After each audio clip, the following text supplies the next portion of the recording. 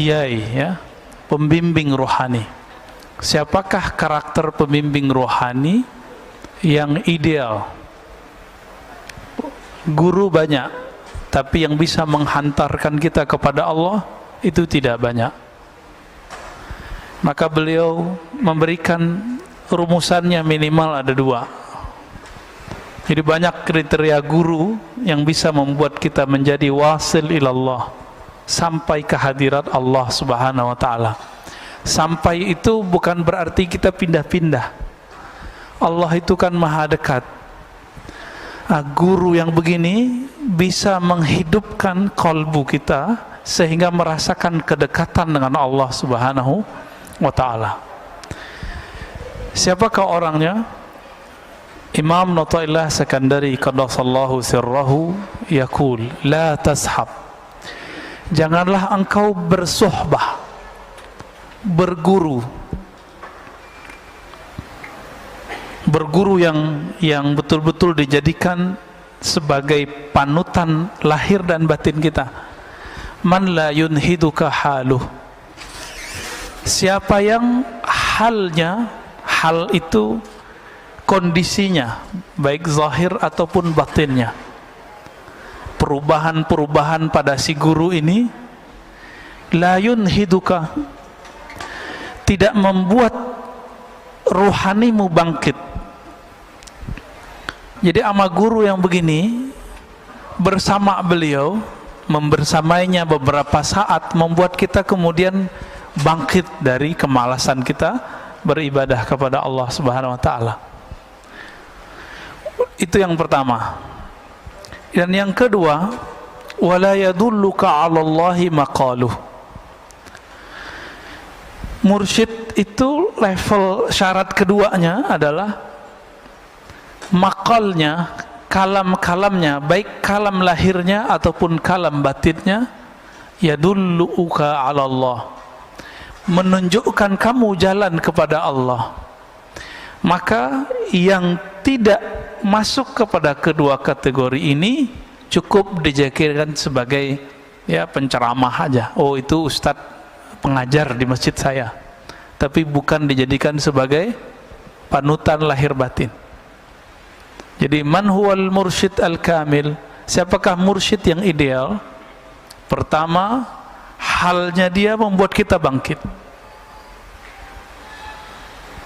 Yang kedua, makalnya, kalamnya dia membuat kita teringat, terarah kepada Allah subhanahu wa ta'ala. Sekarang orang mencari mursyid, mencari guru, tapi dihadapi 2 hal ini. Yang pertama, orang yang baru hijrah. Apa yang didapat?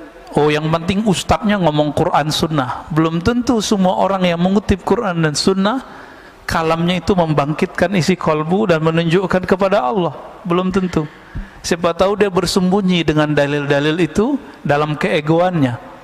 Bisa jadi dia bersembunyi dengan kalam-kalam mulia Al-Quran dan Sunnah untuk membenarkan pendapat pribadi dan kelompoknya.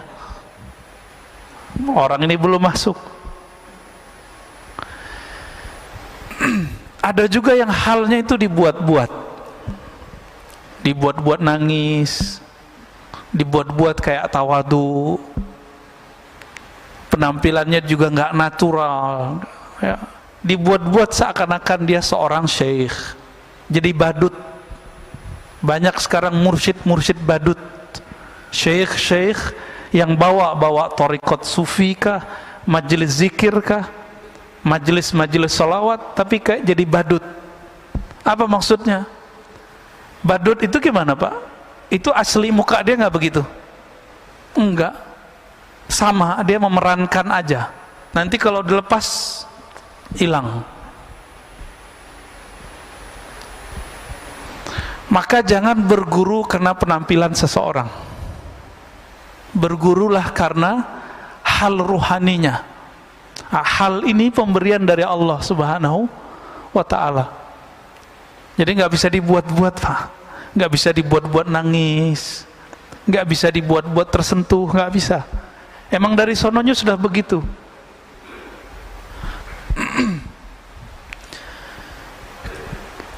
ciri kedua tadi apa? Kalamnya menunjukkan jalan kepada Allah. Mungkin gak orang yang belum merasakan kehadiran Allah di kalbunya lalu bisa mengajak orang merasakan Allah? Mungkinkah orang belum tahu jalan ke Jogja terus ngajak kita ke Jogja? Sama-sama pakai GPS. Nanti di Cilacap tersesat semua, Pak. Ini banyak kejadian-kejadian begitu. Gak tahu jalan kepada Allah, ngajak orang kepada Allah. Ayatnya sahih, pasti sahih.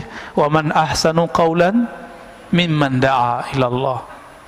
Siapakah yang lebih baik daripada orang yang mengajak kepada Allah? Loh, Allahnya dia nggak ngerti.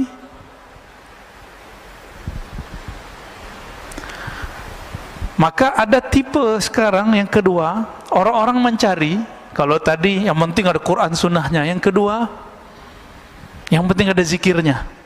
Tidak semua guru yang mengajarkan zikir itu mengajak kepada al-mazkur. Al-mazkur itu yang diingat. Siapa yang diingat? Allah. Ada yang ngajaknya biar sakti. Jadi hati-hati, Pak. Belajar ilmu kerohanian harus jelas sanadnya. Kalau enggak nanti diajak kita belajar ilmu kesaktian, ilmu kanuragan. Jadi enggak zikir jadinya. Nih baca ini biar kamu enggak tembus sama orang. Baca ini biar kamu enggak kelihatan sama orang. Baca ini biar jualannya laku. Baca ini supaya semuanya agar sampai kepada maksud diri bukan kepada Allah Subhanahu wa ta'ala.